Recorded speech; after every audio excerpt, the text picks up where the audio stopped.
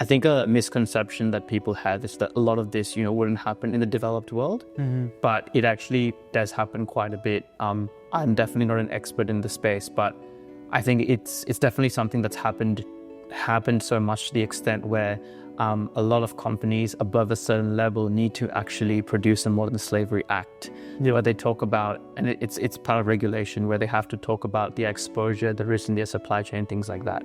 Proxy voting is essentially a situation where one group votes behalf on another, say in an annual general meeting.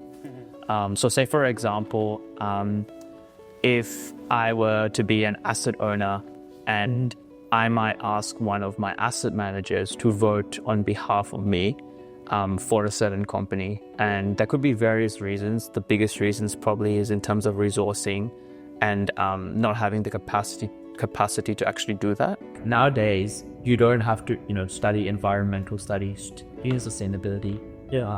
I come from a finance background. There's so many other things you can do, like coming from, I guess, a legal background is super important in terms of, say environmental law or climate change law. I think a really big opportunity is in terms of the renewable energy transition that's happening all over the world.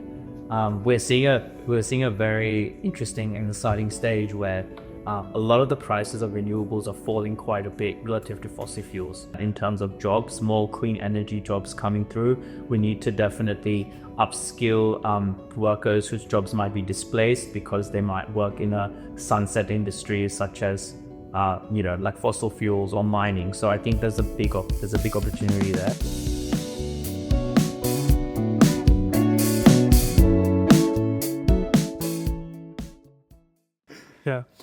Yes. Next, can we also go and dive into the terminologies of modern slavery, proxy voting, and governance that often come up in sustainability discussions? Sure. So modern slavery refers to essentially the act of displacement of an individual, and in terms of how they are treated against their will. So for example, they can be are coerced or forced to perform an act that they don't have control over. So there are like various examples of that. So, say for example, one example could be a sort of a bondage situation where an employer threatens to stop paying someone if they, an employer threatens to deprive someone of basic rights if they don't leave their job, things like that. Or another example could be, working large hours without a proper break in very tough conditions. And I think a misconception that people have is that a lot of this, wouldn't happen in the developed world, but it actually does happen quite a bit. I'm definitely not an expert in the space, but I think it's definitely something that's happened so much to the extent where a lot of companies above a certain level need to actually produce a Modern Slavery Act, where they talk about, and it's part of regulation, where they have to talk about the exposure, the risk in their supply chain, things like that. And sorry, the other topic was? Then there was the proxy voting. Proxy voting, yeah. So proxy voting is essentially a situation where one group votes behalf on another, say in an annual general meeting. So say for example, if I were to be an asset owner and I might ask one of my asset managers to vote on behalf of me for a certain company. And there could be various reasons. The biggest reasons probably is in terms of resourcing and not having the capacity to actually do that. And what kind of voting are we talking about? Okay, so say for example, every publicly listed company, they have an annual general meeting where they talk about major issues, not major issues, but major considerations for the, say, governance of the company. So a lot of it can be looking at our remuneration report. So how much are directors and senior management and board getting paid? Or looking at, do we elect a chairman or chairwoman in the company? Do we elect directors? Can be looking at tax, can be looking at in terms of how do we select an auditor? And, there can be other issues such as climate plans and things like that. So I think a lot of the time in the investment value chain, an asset manager can vote on behalf of an asset owner because an asset manager manages their funds. But you also can have situations where I believe asset managers, I think, can vote on behalf of like individual shareholders, things like that. So that's proxy voting. Yeah, and then kind of the risk would be falling under the asset manager because he is doing the voting on behalf of the executives. So they would be doing the voting on behalf of the asset owner. So I believe how it works, the asset owner will give the asset manager a mandate and tell them, this is our proxy voting policy. So I'll give you an example. We would not want to, we should not elect a chairman if that person is a CEO because it creates a conflict of interest. So that's one example. So the asset owner will give all these examples. A lot of them lead to pay, like in terms of excessive pay. Some of them link to the longevity, some of them link to the, say, amount of people that are on the board. Some relate to gender diversity, some can relate to overcrowding on the board. So they don't want someone with having too many board roles. So they will give them all these sort of conditions.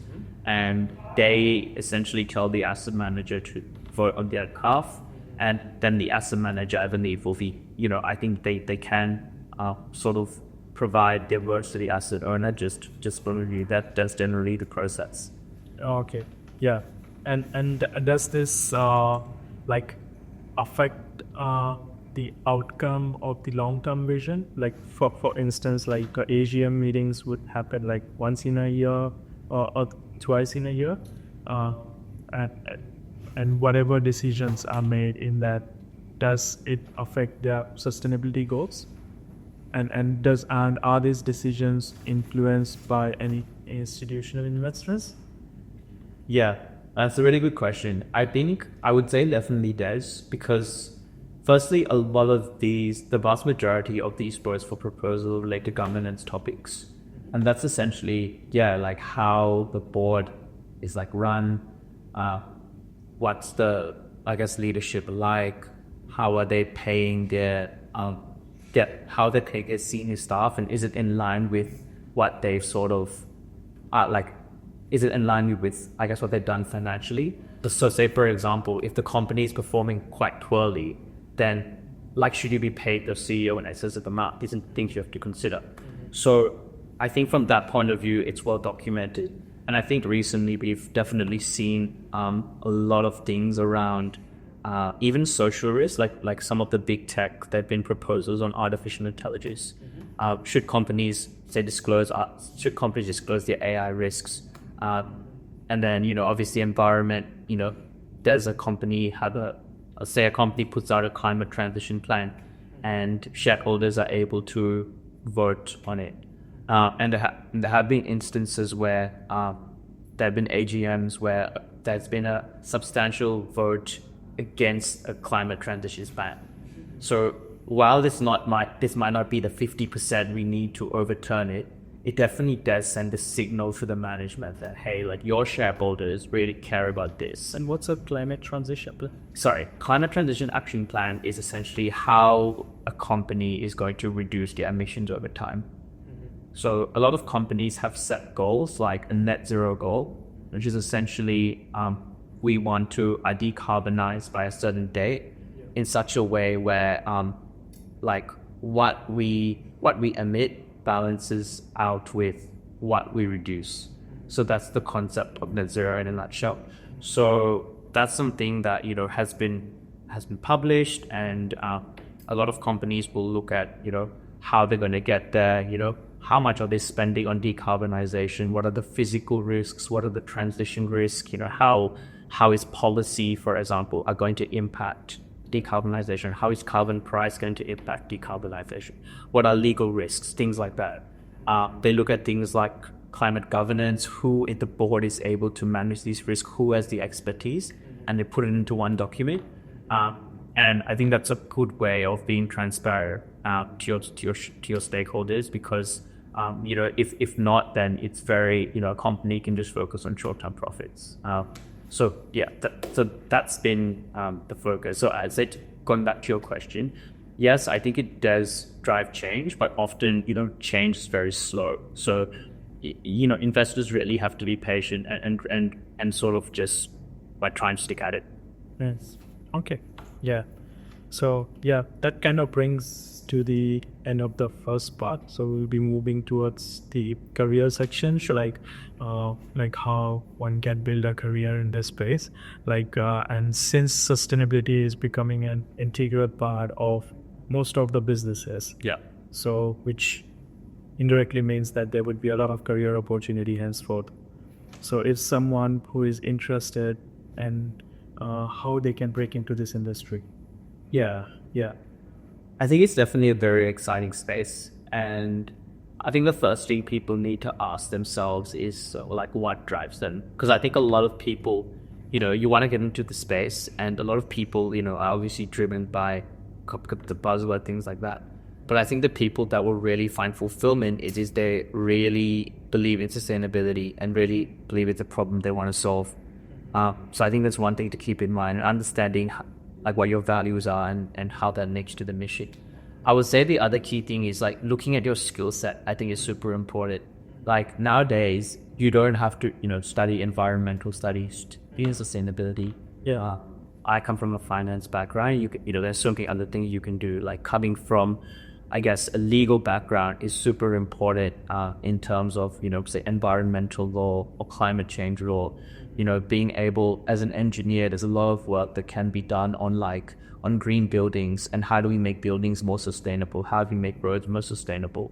And then even if you come from arts, there's a lot of things that come around communications and how you communicate and market sustainability. So I think that's the next thing, identifying where your strengths are, because there isn't one sort of direct route into sustainability.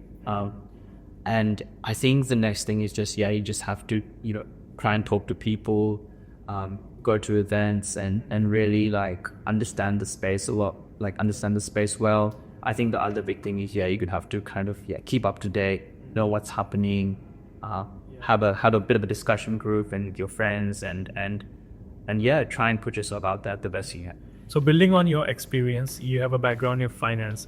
So what sort of skill sets would one need to break into this industry? They are from a finance background.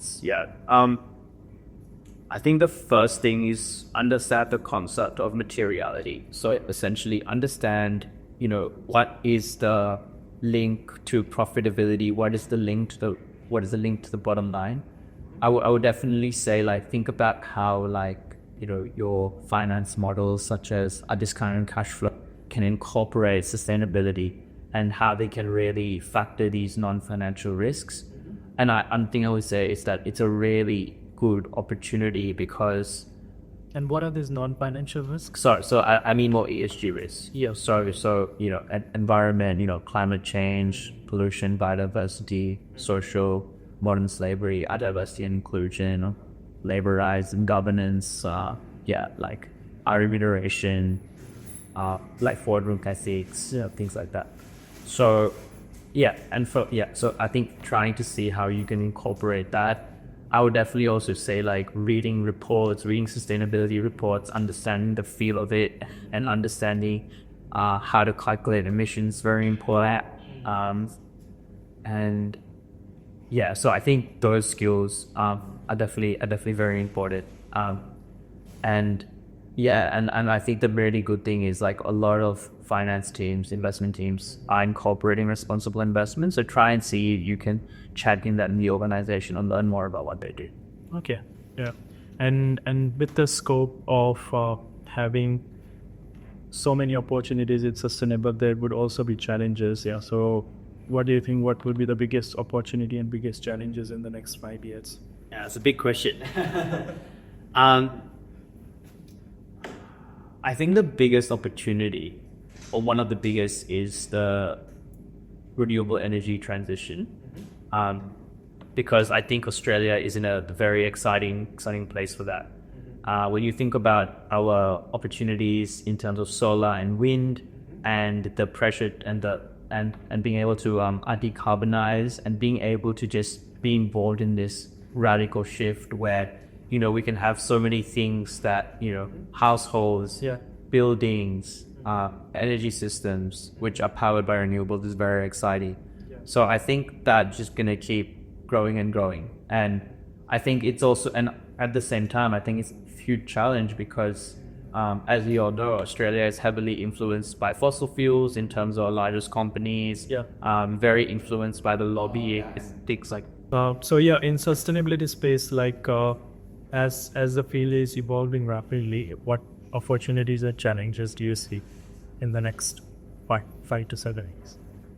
Yeah, definitely. I think a really big opportunity is in terms of the renewable energy transition that's happening all over the world.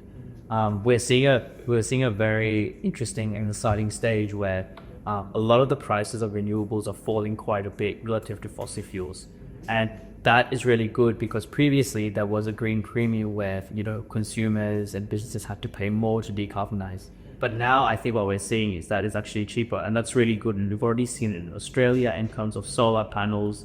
I think Australia has one of the highest uptakes of solar energy in the world. But I think there's a lot more that can be done in how do we make these solar, wind, geothermal energy, how do we make it more dispatchable? How do we, and what I say by that is how do we make it in such a way where it can be a lasting throughout the day, throughout the time, because right now it relies on, say, the sun, the wind. But how can we build like batteries, and how can we have more connectivity to the grid in such a way that is long lasting? How do we serve more remote communities? So I think that's a really exciting opportunity in sustainability. And I think we are seeing that in terms of jobs, more clean energy jobs coming through. We need to definitely upskill workers whose jobs might be displaced because they might work in a sunset industry such as like fossil fuels or mining. So I think there's a big opportunity there. I think there's another really big opportunity in terms of the finance industry and how it looks at ESG, in the sense that how can we kind of incorporate ESG more in the investment process? At the moment it's quite qualitative, and I think there's definitely more things that can be done around the front. Another big opportunity is in reporting. Australia has recently started mandatory reporting for large businesses, and I think that's really important because it'll make sustainability front and focus of many companies, of many funds, and will give them more transparency to stakeholders, and through there we can actually see who is performing well, and that can help us make decisions such as where to invest and which companies might attract funding, things like that. In terms of challenges, I think the biggest challenge is probably how we continue to decarbonize, and the challenge of the fossil fuel industry. I think there's obviously a lot of players there, a lot of lobbying there, and I think it's important for investors, for consumers to really think about how does that also going to affect their investment decisions, things like that. I think the other thing as well is, from a sustainability point of view, how do we tackle growing inequality in the current capitalist system? Because, as we know, a big focus on neoliberalism and sort of focus on, I guess, money and focus on, increasing shareholder returns has in part led us to a situation where we've, struggled environmentally. We are going past our planetary boundaries. So I definitely think that's a challenge, and that's led to inequality, and it's led to a lot of divide. And I think that the biggest challenge now is how can we kind of, build sustainably, invest sustainably in such a way where we can focus on the energy transition and transition away from fossil fuels, but also improve the living standards of those in developing countries as well. And I think a lot of work in that sort of inequality space will be focused on impact investing. So how do we create more affordable housing? How do we reduce the levels of homelessness? How do we help micro entrepreneurs in, say, a developing nation? How do we help them with funding to improve their life? Because I think that can have a greater magnifying impact than someone in the developed world. So I think those are like quite a few challenges, and I don't have the crystal ball. I don't know what's going to happen, but we'll see what happens. That's a quite a wide spectrum of challenges you have mentioned over there. Do you think the government policies could also be a challenge, because with changing government and they might be changing policies which could affect the drive or the vision of the company, how they're gonna achieve the sustainable thing? So Yeah. would it also be a challenge, do you think? Yeah, I think it's definitely very hard, because I guess you were right. Like the idea of policy risk is huge. And I think the thing is that our political cycles are much less than the huge time horizon of these links, such as climate change, inequality, things like that. So yeah, I think it can be a challenge for businesses to plan. But at the same time, I think that's why it's very important we focus on policy advocacy, writing submissions to the government, writing letters to MPs, and really keep that at the front of mind. And I think it's definitely important for businesses to also do so, because as we've seen in the US, that can have a huge impact on business decisions and what businesses choose to. Exactly. Yeah, true. Well, thanks, Wes. Thanks for coming on the podcast. We do have a few points to discuss, but because of time constraint, we have to we have to go now. But yeah, we would love to have another session with you if it works out for you and if time permits.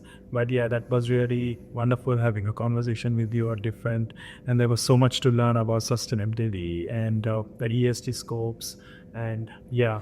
Yeah, thanks so much, Shub, and thanks to the great team at diaXpora. I think you guys have a really good setup, and you're doing some amazing work in the work you do for international students. I think it's really great to do a podcast. I definitely know what that feels like. So yeah, a really good work, and I look forward to having a chat with you guys later as well. Yes, awesome. Thank you. Thank you for that.